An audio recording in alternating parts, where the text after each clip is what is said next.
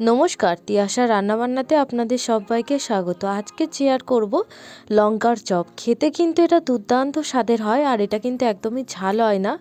গরম ভাতের সাথে কিন্তু এই পকোড়াটা খেতে জাস্ট জমে যায়। তো তার জন্য লঙ্কাটাকে আমি মাঝখান দিয়ে চিড়ে নিয়েছি, আর মাঝখানে একটা সাদা অংশ থাকে বীজ মতন, সেটাকে ফেলে দিয়েছি।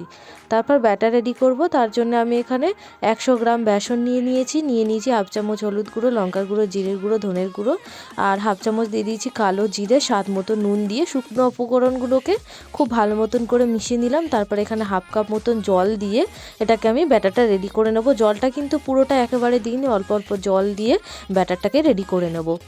এইভাবে লঙ্কার চপ বা লঙ্কার পকোড়াটা বানালে কিন্তু খেতে দারুণ টেস্টি হয়, আর ডাল ভাতের সাথেও কিন্তু এই পকোড়াটা একদম জমে যায়।